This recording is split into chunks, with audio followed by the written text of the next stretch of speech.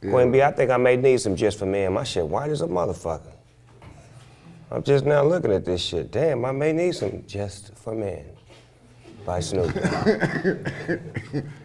I didn't see that shit. There's too many lights y'all got on. Y'all showing all the white in the nigga here right now. Nigga up here looking like Fred Sanford.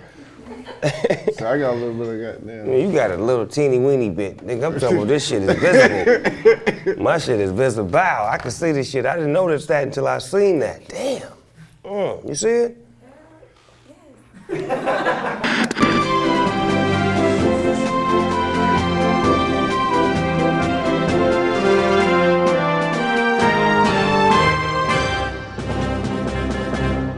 If you don't know, you won't know. You inside the GGN. I'm your host with the most, Finding Nemo, AKA Nemo Hoes. And today I got a very special guest, from VA, one of my player partners, the one and only, D.R.A.M. What up, y'all? What's up, Larry? What up? What's good, Unc?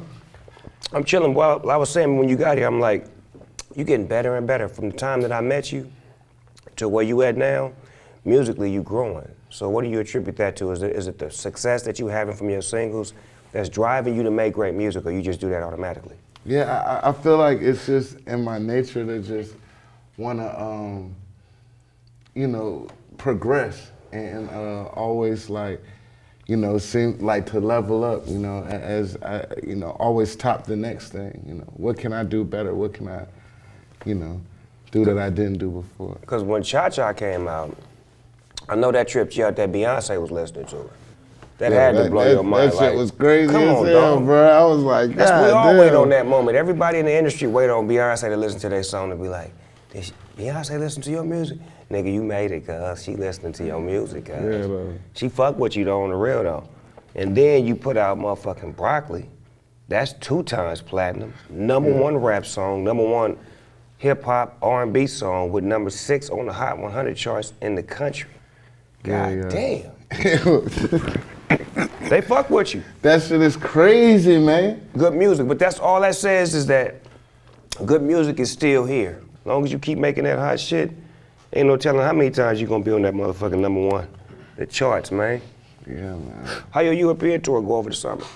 Oh man, that shit was cool as hell. We did 3 shows out there, but it was like in London, Amsterdam, and Paris. So it was like a taste of, you got a chance to see Europe up close and personal, the big Europe. Yeah, like I'm talking about London is the shit, though. They love you out there. You like one of them niggas out there, right? Yeah. How many niggas out there look like you and act like you? Like yo, I seen like 8 niggas that look like they could have straight been from around the corner from where I'm from and shit. And but they just talk like this. Yeah, man, I'm telling you, you're a great artist, man. We love you. Real proper things. Yeah. Real proper. Yeah. My first sold out show was in London.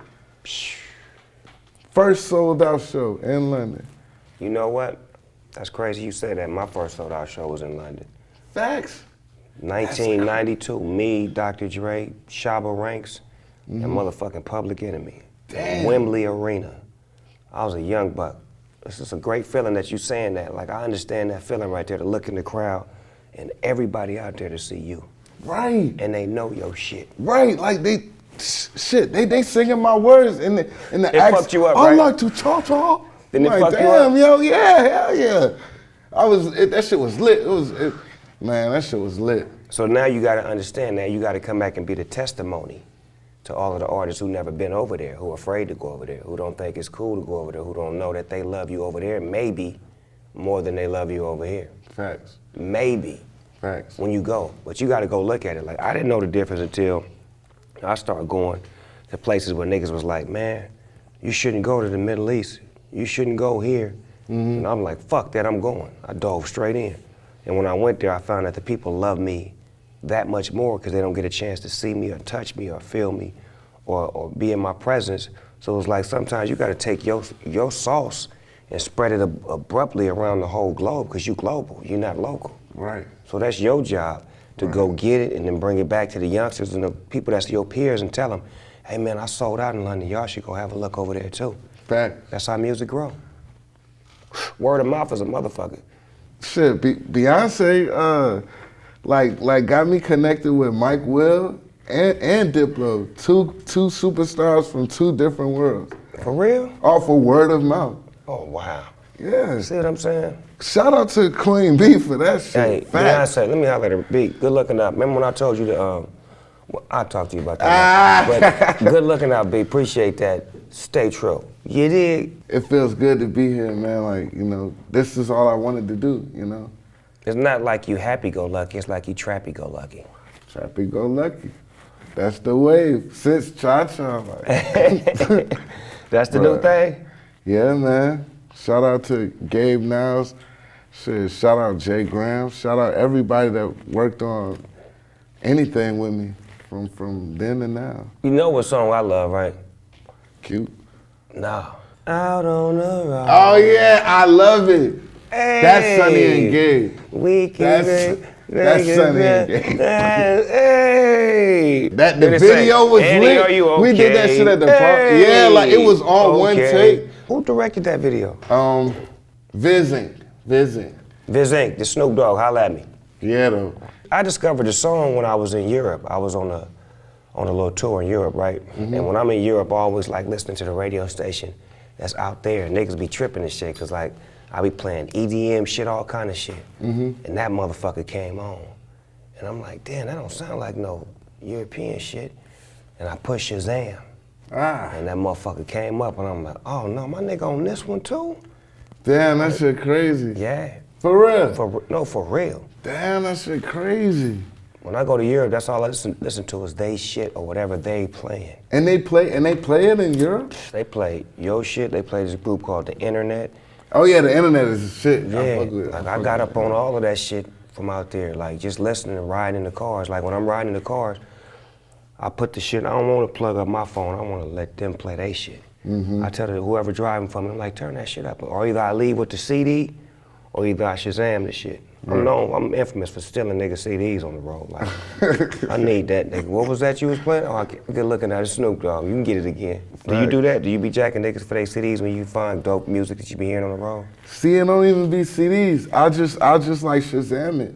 Oh, when you hear that dope shit, and now I got it, and it's lit. That's like studying, so it's like you still studying while you making music, right? Yes, yo, I'm a student to the game. I love this shit. I know when you was overseas, you was hearing niggas over there making hip hop too, right? Like, I did a song with this guy named Lil Kleiner, and he's like the biggest Amsterdam rapper. He that nigga. And it's so random. Like it was just this girl showing me around Amsterdam.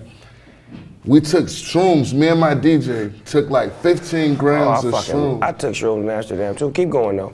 We up in that bitch, like she was like, yeah, so we needed to charge our phone. She was like, my godfather's studio is right around the corner. We go in and shit, that shit look nice as hell. It's like, man, people from the festival yesterday that was up in there, it was like, yeah, you know, come in the room, da-da-da. Man, I go into one room, it's a short dude or whatever, and I'm like, hey, you know, what's going on? Like, and then it was like, you know, he didn't even know who I was. He was like, we're trying to make an American song. It's crazy that you come in here. It's like, you know, it's like some dance ass shit. That shit went hard as it's like, and his whole spiel is about making songs about Molly. You know what I'm saying? Like, that's the new thing out there, yeah. Yo, like, he took Molly for the first time. He can't stop. When I went to Amsterdam, this is years ago, I was on tour. I had Charlie Wilson from the Gap Band with me in my band. And we was on tour with Run DMC, and damn, I took some mushrooms, cuz. I swear to God, I was crying like a motherfucker behind the stage, and they wanted me to go on stage. I couldn't go, and I was just so motherfucking high, cuz. Run DMC was on, cuz. I was like, man, I was crying like a motherfucker, man. I don't even know what got into my emotions, but I felt so good, like, and the crying just made me feel even better, dog. That's what it was. I couldn't believe that I was performing on the same stage as Run DMC after Run DMC. And I started crying. I was like, I was emotional, you know what I'm saying? Like, yeah. It fucked me up, man. Like, you know, I guess tough niggas ain't supposed to cry, have those kind of emotions. No, I cried in the green room when you had brought me out I'm like, man, you know, Snoop, man, for real, man, you know, it's just like, man, I broke his heart, you know what I mean? Like, I was like, man, I didn't know what the fuck. It was like 3,000, it was so many kids. and they were screaming. They knew my words. That was the first experience like that I had like that, Man. and you provided that for me. You should have been on I mushrooms, never forget God. that shit.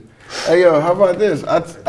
I did a show in Montreal Canada? like a few weeks ago. Yeah, man. This sketch ass dude on the street, you know what I'm saying? He just ran across me. He was like, man, I got whatever you need, this and the third. He said mushrooms.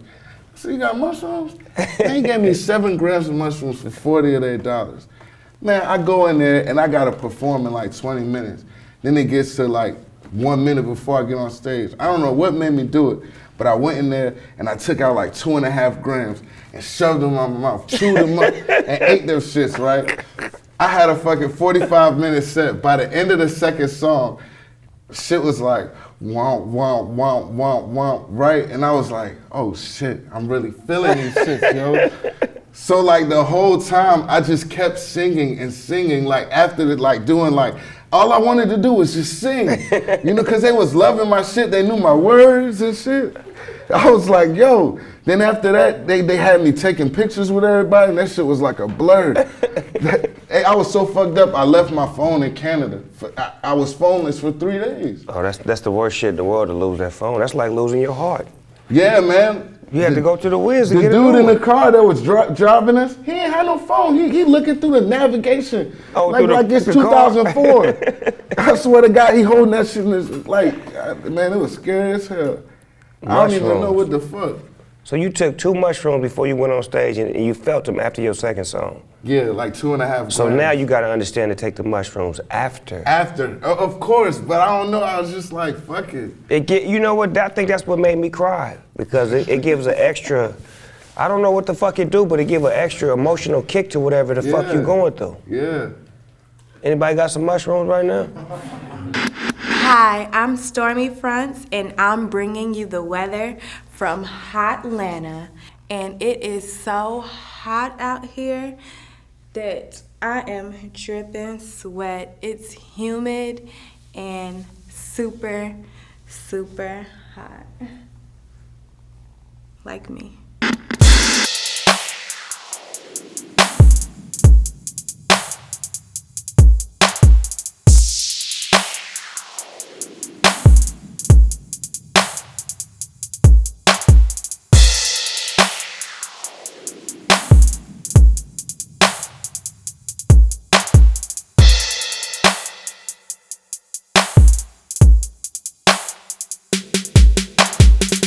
You performed on the Jimmy Fallon show?